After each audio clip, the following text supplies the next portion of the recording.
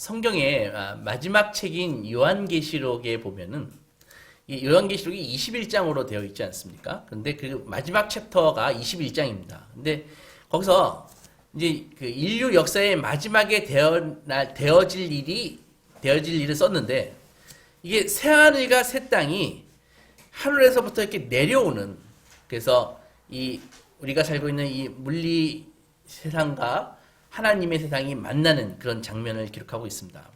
그 와중에 그 심판의 장면을 이렇게 묘사하는 구절이 있는데, 알파와 오메가 되신 예수 그리스도께서 생명수를 목마른 자에게 값없이 주시고, 그리고 이기는 자에게 새하늘과 새 땅을 유업으로 주시고, 또 이기는 자들에게 하나님은 그들의 하나님이 되고 성도는 하나님의 자녀가 되는 복을 주십니다.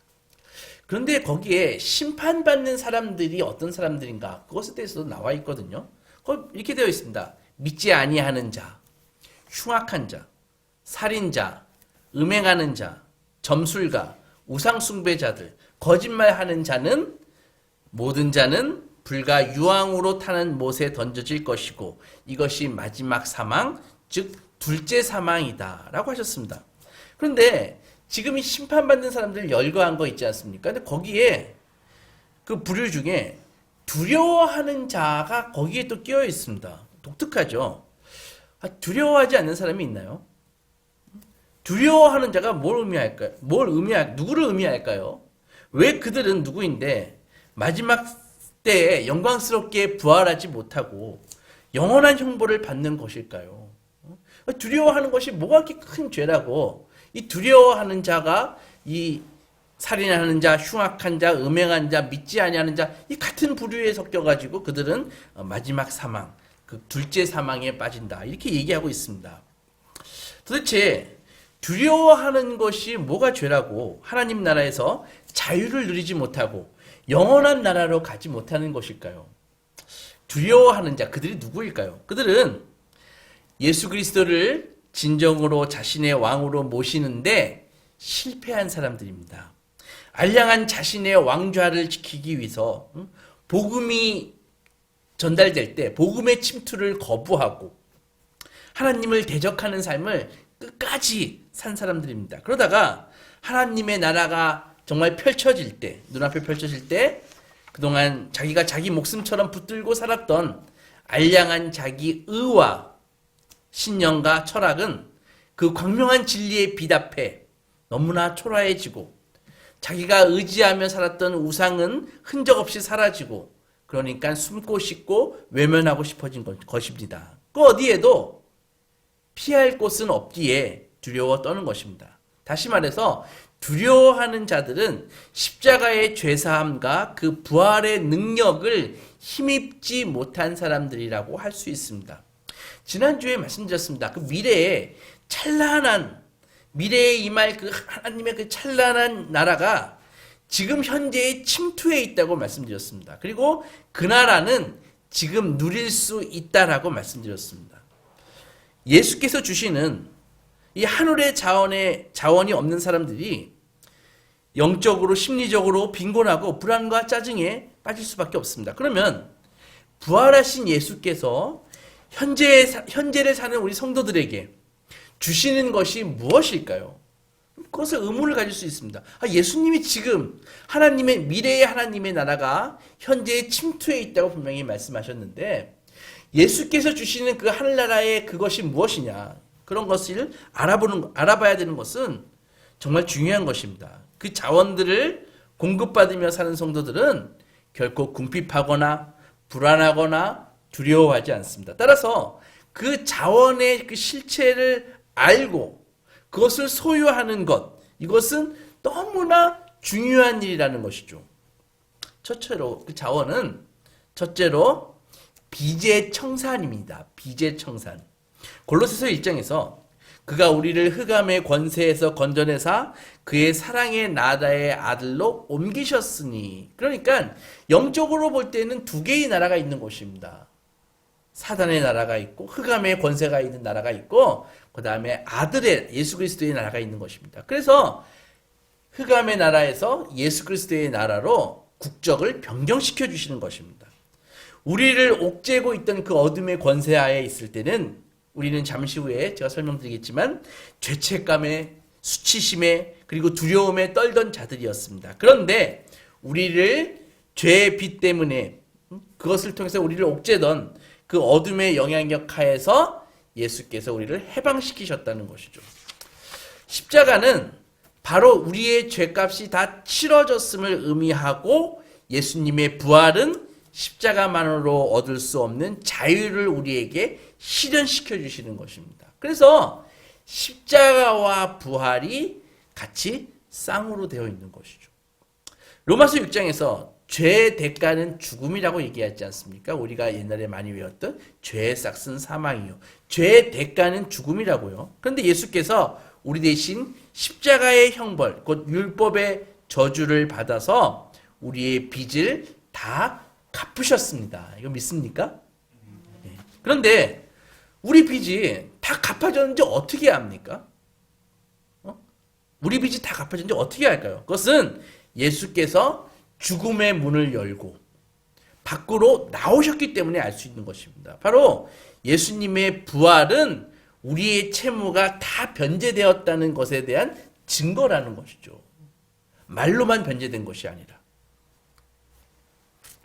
예전에 미국 유통점 코스코 아십니까? 코스코 아시죠?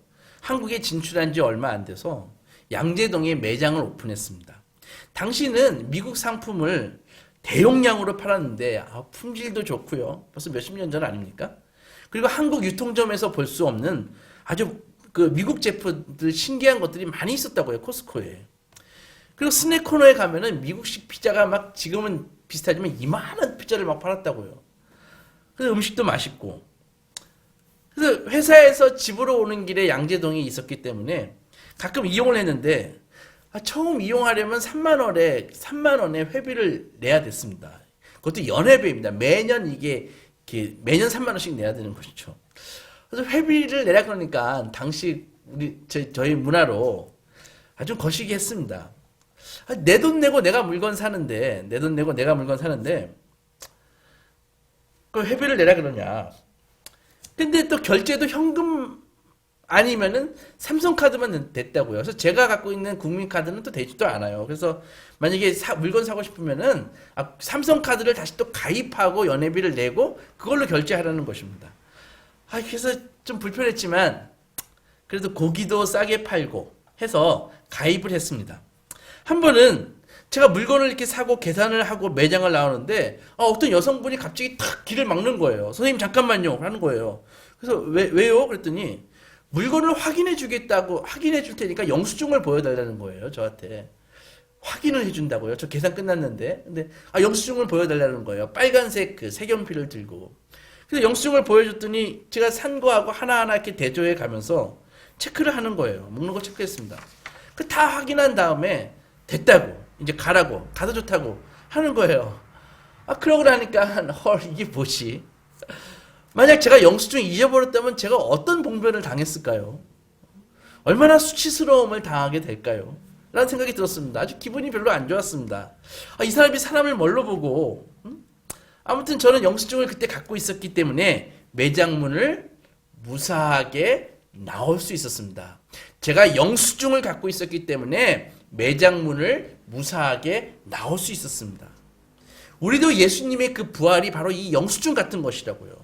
예수께서 우리의 죄가를 치르셨다는 것, 그것에 대한 예수 그리스도의 그것에 대한 보장이 영수증이 예수님의 부활이라는 것입니다.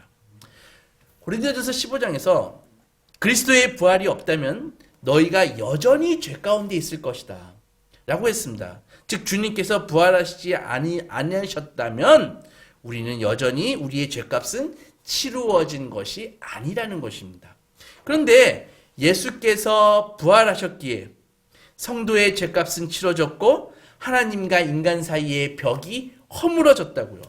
그래서 하나님은 이 벽이 허물어졌기에 하나님은 구원받은 성도를 자녀로 삼아 주셔서 요한복음 17장처럼 하나님께서 예수님을 사랑하신 같이 우리도 사랑한다. 이렇게 말씀하시는 것이라고요.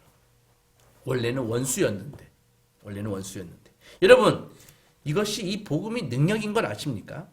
이것을 지금 말씀드린 이 복음을 믿는 정도만큼 우리는 실제로 우리의 수치심에서 벗어날 수 있는 것입니다.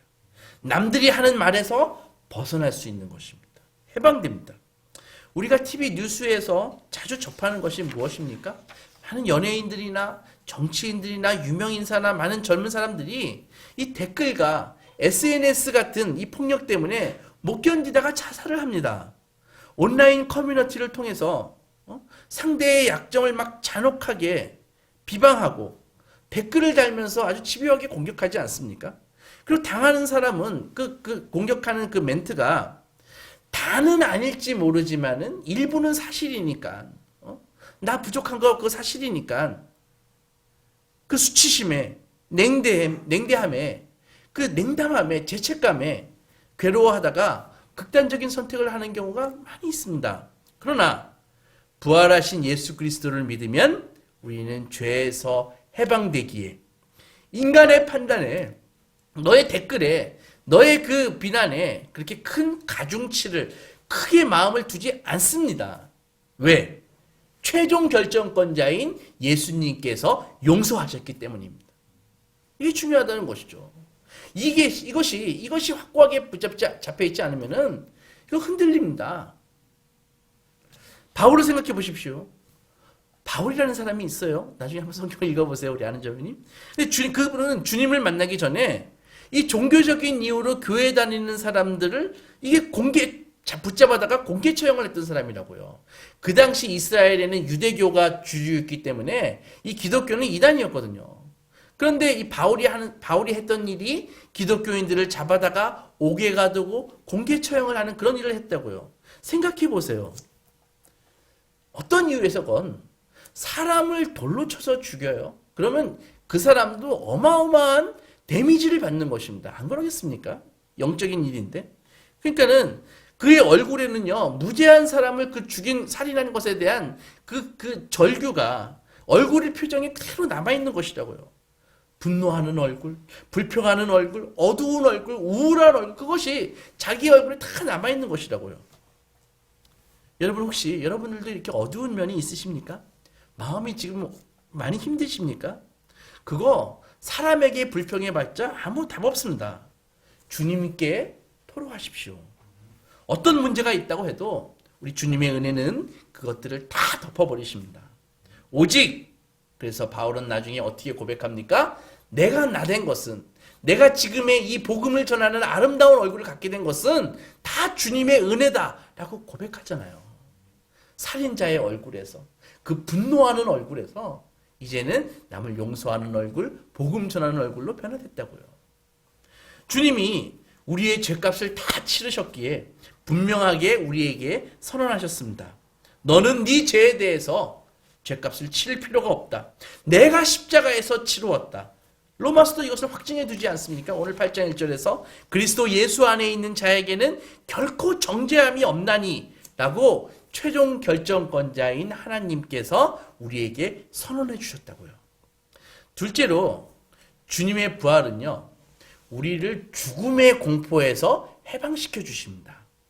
여러분들, 사람들은요 이렇게 살아요. 죽기 직전까지 마치 죽음은 아주 멀리 있는 나랑 관계없는 일처럼 외면하고 삽니다. 왜냐하면은 죽음 자체가 엄청나게 공포스럽기 때문입니다. 왜 그럴까요? 자신의 의지와 지성은 인정하지 않으려 하지만 인간의 영혼은 아는 것입니다. 죽음 후에 심판이 있다는 것을 아는 것입니다.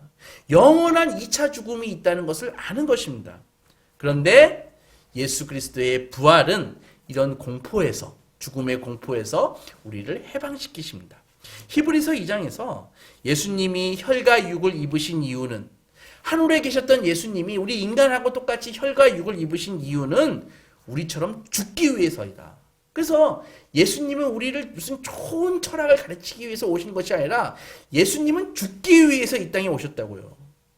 그래서 우리와 같이 죽음을 통과해서 죽음의 세력을 잡은 자, 곧 마귀를 멸하시기 위해서이고, 15절에 또 죽기를 무서워하여 한평생 매어 종로로 타는 모든 자들을 놓아주려 하십니다. 라고 히브리서 2장에서 말씀하셨다고요. 그러니까 예수님이 이 땅에 오신 이유는 죽기 위해서 오셨고, 왜 죽으셨습니까? 우리를 죽음의 공포에서 풀어주기 위해서, 해방시켜주기 위해서 오셨다라고 히브리서 2장에서 말씀하고 있는 것입니다. 어떻게 죽음의 공포가 없어질까요? 예수님의 부활이 있기 때문입니다. 그리스도와 연합한 성도에게 주님의 부활은요, 우리의 미래의 부활에 대한 보증이라고요. 그래서 성경은 주님이 부활한 다음에 몸에 대해서 간단하게 설명을 하고 있습니다. 우리도 그 몸처럼 부활할 것이다. 이렇게 얘기해 주고 있는 것이죠. 고린도전서 15장에서 사도는 이렇게 얘기했습니다. 그리스도의 통치는 그분이 죽은 자 가운데서 살아나실 때 이미 시작되었고 앞으로도 계속되어 모든 통치와 모든 권세와 능력을 멸하시고 그가 모든 원수를 발아내 둘 때까지 반드시 왕노로 타시리니 맨 마중에 멸망받을 원수는 사망이다. 이렇게 말씀하십니다. 그러니까 죽음을 이기시고 부활하신 예수 그리스도의 그 승리는 다는 아니지만 부분적으로 이미 우리의 것이 되었습니다. 그리고 그 승리를 누리는 것은 사람마다 성도마다 다 다릅니다.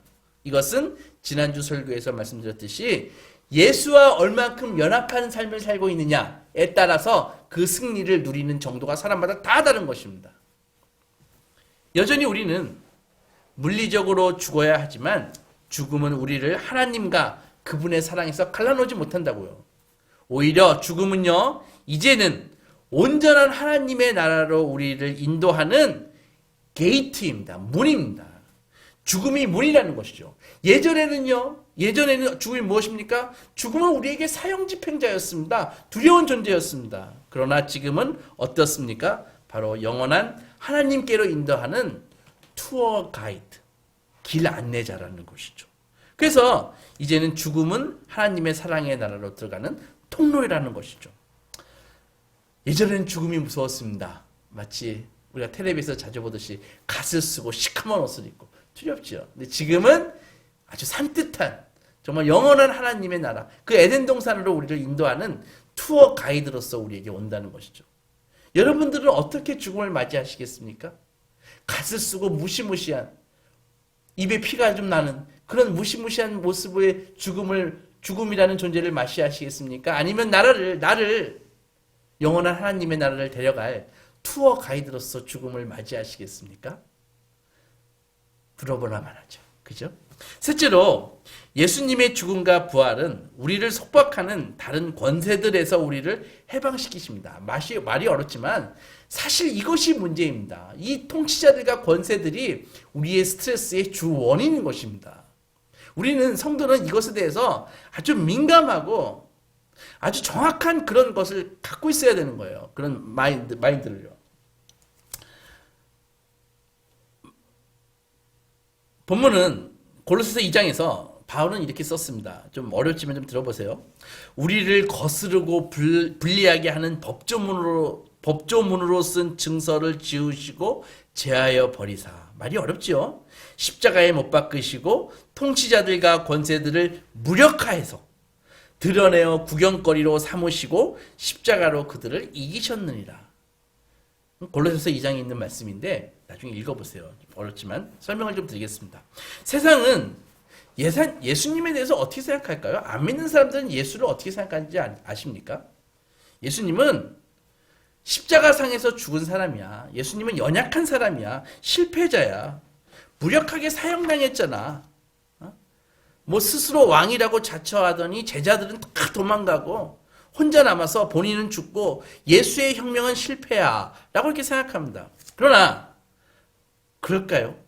바울의 말대로 사실은 예수께서는 두 가지 측면의 승리를 이루셨다고요. 첫째는 우리 죄에 대한 채권을 사주셨습니다.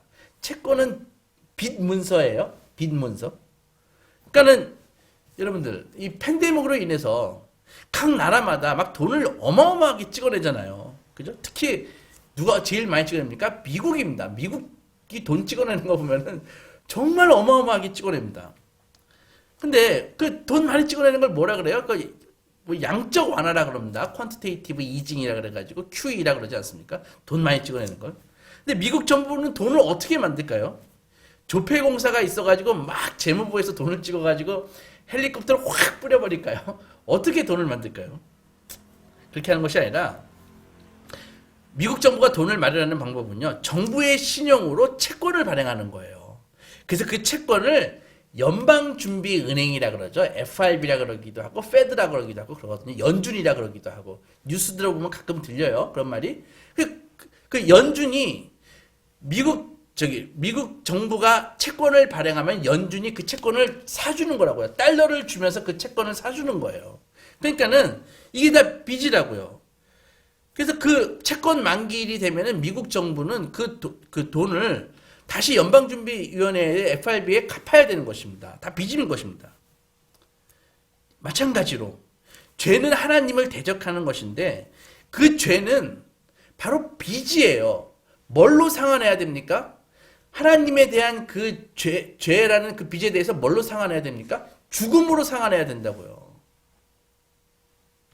그런데 그 빚을 죽음으로써 상환해야 되는 거예요. 근데 그 빚을 예수께서 우리 대신 죽음으로써 갚아주시고 우리의 죄 때문에 그 발행된 법적 효력이 있는 그 채권을 예수께서 사주셨다고요.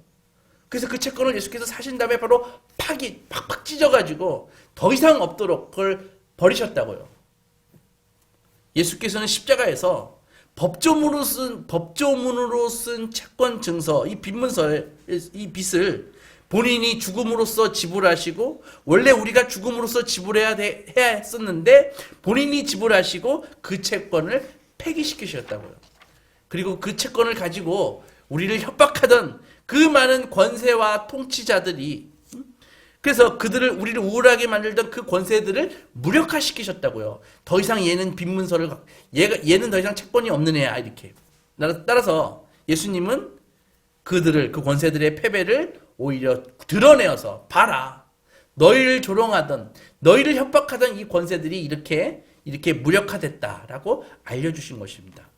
그래서 예수님의 부활은요, 첫째로 우리의 빚을 해결해 주시고, 두 번째로 하나님의 공의를 만족시키셨다고요. 하나님에 대해서 죄를 지었기 때문에 하나님의 공의는 죄에 대해서는 사망으로 언도를 내려야 됐는데, 예수께서 갚으셨기 때문에, 예수께서 대신 죽으셨기 때문에 하나님의 공의가 만족된 것이라고요. 죽었잖아요, 우리 대신 예수님께서요.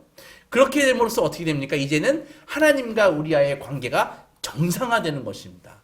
그래서 우리는 하나님께 나아갈 수 있고 하나님을 만날 수 있고, 그 다음에 하나님께서 그것을 믿는 자들에게는 하나님의 자녀라고 하는 놀라운 복을 내려주시는 것입니다. 이것이 정말 간절히 부탁합니다. 오늘 설교를 듣는 여러분들의 정체성이 되어야 되는 것입니다.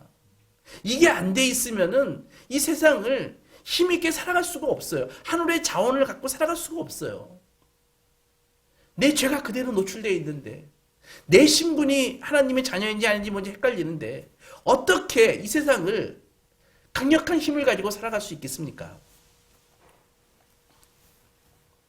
그러면 과연 성경에서 우리를 우울하게 만들고 짜증나게 만들고 힘들게 만드는 이 통치자들과 권세들, 이게 무엇일까요? 우리는요, 하나님의 나라에 갈 때까지 우리 모두가 다 온갖 거짓 신의, 이 거짓 신들의 나라에 살면서 거기서 자존감과 안정과 정체감을 가지고 삶의 의미를 얻으려고 합니다. 예를 들어 이런 것이에요. 여러분들 명품을 갖고 계신가요? 진짜 명품을 한번 들어보십시오. 실제로 자존감이 뿜뿜 올라간다고 합니다. 그래서 명품 회사들은 어떻게 마케팅 합니까? 나의 물건은, 우리 회사 물건은 아무나 가질 수 없습니다. 이것이 그들의 마케팅 포인트라고요. 아무나 가질 수 없게 하기 위해서는 어떻게 할까요? 어떻게 하면 됩니까? 가격을 올리는 것이죠. 그래서 명품의 가격은 계속 올라갈 수밖에 없습니다. 왜? 아무나 못 갖게 하기 위해서. 아무나 못 갖는 걸 가져야지 내 자존감이 올라갈 거 아닙니까? 전부 그 공식 때문에 지금도 백화점 앞에서 막 3시간, 4시간씩 줄을 서면서 명품을 사려고 하는 거예요. 그래서 사는 거라고요. 무엇입니까? 내가 누군지 세상에 보여주는 것이죠.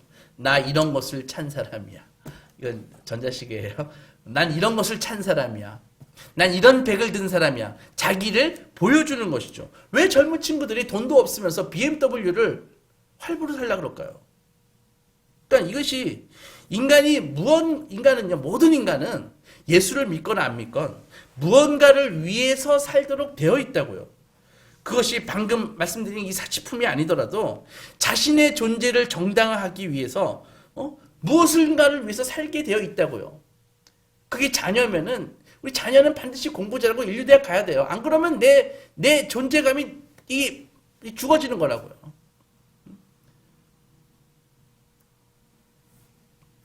그런데 바로 그것이 사실은 우리를 지배한다는 것이죠. 그러니까 무엇이든 우리를 지배하는 것이 실제로 우리의 신인 것입니다. 권력을 추구하는 사람은요, 권력에 의해서 지배당하고, 사람에게 인정받으려는 사람 있죠? 그러면은 그 사람의 노예가 되는 것입니다. 그 사람, 내가 비를 맞추려는 그 사람의 노예가 된다고요. 웰빙이나 돈을 제일로 추구하는 사람은 바로 돈이나 웰빙에 의해서 지배당하는 거예요. 그런데 어떻게 됩니까?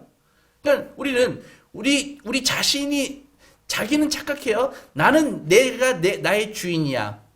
내가 나를 지배하고 있어. 하지만 사실은 우리가 추구하는 것이 우리의 주인이라는 것이죠.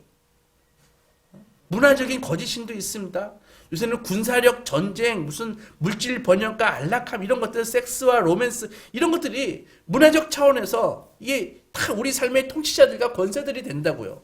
아주 강력한 권세입니다. 모두들 이 권세를 추구하다가 그 권세의 노예가 되는 것이죠. 그래서 우리는 그것들에 의해서 끊임없이 협박받습니다. 너 나 좋아하잖아. 너 나를 추구하잖아. 그런데 너 그따위로 해가지고 나를 가질 수가 있겠니? 하면서 계속 협박과 스트레스를 받는 거라고요. 거기서 왜냐하면 그 우상에게서 내가 행복을 얻고요. 내 의미를 거기서 찾고요. 내 안전을 거기서 찾거든요. 그러니까 그것을 거기서 찾으면 찾을수록 우리는 그것의 노예가 된다고요. 예를 들어서 내가 돈을, 내 안전을 확보하기 위해서 그 돈을 획득하는 것을 최고의 목표로 삼고 노력했다고 합시다. 그것이 잘 안 되면 어떻게 돼요? 어마어마한 스트레스를 받는다고요. 내 자녀가 정말 인류대학 가가지고 잘 되는 것이 나의 목표예요. 얘가 제대로 그게 안 되면 어떻게 됩니까? 내가 어마어마한 스트레스를 받죠. 안 그러시겠습니까? 그런 거라고요. 왜냐하면 내가 거기서 그곳에서 안전을 찾으려 하기 때문에. 그곳에서 내 의미를 찾으려 하기 때문에. 바로 예수 그리스도의 십자가가 이런 권세들에게서, 이런 통치자들에게서 우리를 해방시키신다는 것이죠. 어떻게 해방될 수 있습니까? 예수 그리스도를 나의 목적으로 삼을 때. 다른 것들은 다 밑으로 우선순위가 처지면서 나에게 해방이 되는 것이죠. 그래서 여러분들 예수 믿으라는 것이 무슨 자기가 어마어마하게 희생하라 그런 얘기 아닙니다. 이런 거짓 신들, 이 통치자들, 이 권세들에서 해방되기 위해서 우리는 예수를 우리의 목표로 해야 되는 것입니다. 그런데 왜 아직도 태반이 이 권세의 굴레에 잡혀 있을까요? 그것은 예수님의 부활의 능력을 많은 사람들이 아직도 힘입고 있지 못하기 때문입니다. 그 말은 곧 예수께서 나의 마음의 실질적인 지배자가 되고 계시지 않기 때문에 그렇습니다. 아직도 나의 교만과 아직도 나의 고집과 이런 것으로 예수님께 자기의 그 마음의 왕의 자리를 내어드리고 있지 않기 때문입니다. 주님이 우리 마음의 실제의 지배자가 되실 때, 실세가 되실 때 이전에 우리를 지배하던 통치자들과 권세들도 그때 비로소 힘을 잃게 된다고요. 그러니까 이 역학관계에 있는 것이에요. 설명드렸으니까 이제 자기 자신의 마음을 한번 들여다보세요. 내 마음의 역학관계는 지금 어떤 것인가? 나는 지금 통치자들과 권세들에게 의해서 지금 위협받고 그래서 어마어마한 스트레스와 짜증으로 살고 있는지, 아니면 내 마음의 왕자를 예수께 드려서 하나님의 나라를 위해서 나는 평안한 가운데 순항하고 있는지 한번 마음을, 제가 어떻게 하겠습니까? 여러분들의 마음을 한번 체크해 보십시오. 우리의 환경을 생각해 보십시오. 평생 우리는 잘 생각해 보세요. 우리는 누군가에 의해서 항상 우리의 행실과 됨됨이를, 우리의 그 실적을 평가받으면서 산다고요. 부모님이 평가해주고요. 교사가 평가하고요. 또 배우자가 평가합니다. 자네, 여보 왜 그 정도야? 당신 왜 그 정도밖에 못해? 이런 거 아닙니까? 친구가 평가하지 않습니까? 자기의 자동차 키를 보여주고 자기의 그 아파트를 소개하면서 평가하지 않습니까? 그러니까 또 요즘같이 불특정 다수가 인터넷을 통해서 우리를 막 평가합니다. 경제적으로 어떻다더니? 너 정치적 성향이 너 그당 지지하면 되겠니? 너 왜 외모가 자꾸 그렇게 망가지냐? 너 왜 학벌이 그 정도냐? 네 자식들이 왜 그 모양이냐? 이 계속 평가한다고요. 그러니까 합격, 불합격을 계속 쏟아낸다고요. 그러니까 그런 것이 어마어마한 스트레스가 되는 것이죠. 적지 않은 사람들이 이 평가에 민감하게 반응해서 엄청난 스트레스를 받고 심지어 자기 목숨을 버리는 일도 수시로 일어난다고요. 여러분들 잘 생각해 보세요. 우리는 긍정평가를 좋아하죠. 좋은 점수 받는 것 좋아하죠. 하지만 좋은 점수 100번 받아도 부정평가 한 번이면은 좋은 평가 다 날려버릴 수 있는 것이 바로 인간입니다. 사람의 마음은요, 좋은 평가 거의 기억하지 않고요, 나쁜 평가, 나에게 정말 안 좋은 점수 준 놈, 그놈만 속으로 다 생각하고 그놈만 증오하는 것이죠. 이게 우상숭배의 이 세상에서 일어나는 일이라는 것입니다. 마지막 날에 하나님도 평가하십니다. 마지막 날에 하나님도 심판하십니다. 모든 사람을 그 행실대로, 그 행한 대로 심판하십니다. 그러나 그리스도인에게 보증되어 있듯이 믿는 자는 영생을 얻었고 그날의 심판에 이르지 아니한다라고 예수께서 이미 선언하셨다고요. 그래서 마지막 날에 우리가 들을 심판은 너 불합격이 아니야, 너 불합격이야, 그것이 아니라 마지막 날에 우리는 합격 판정을 받고 하나님이 독생자 예수님을 사랑하심 같이 우리가 하나님께 사랑을 받는다, 그 평가를 우리가 마지막 날에 받는다고요. 그 최종 판결이 탁 나가지고 그동안 우리가 받았던 많은 부정적인 모든 평가를 다 뒤집어 버린다고요. 그 인간이 얘기했던 거, 그 인간들이 나에게 했던 그 많은 부정평가들을 하나님께서 탁 뒤집어 버리신다고요. 너는 내 사랑하는 아들이다. 내가 예수처럼 너를 사랑하겠다. 이렇게 평가를 해주신다고요. 그래서 그때 우리의 죄책감과 수치심과 열등감은 다 사라집니다. 그런데 복음에 따르면 그리스도인은 그 치유의 평가를 듣기 위해서, 그 치유의 말씀을 듣기 위해서 종말까지 기다릴 필요가 없습니다. 말씀드렸다시피 예수님을 믿는 순간 우리는 그 믿음으로 의롭다 하심을 얻고 용서받고 받아들여지는 것입니다. 거듭날 때 실제로 하나님께 칭찬을 받습니다. 무슨 말입니까? 성경에 따르면 장차 올 시대가 현 시대로 침투해 있다고 말씀드렸잖아요. 그러니까 마지막에 우리가 받을 그 긍정평가를 지금 받을 수 있다는 것입니다. 지금.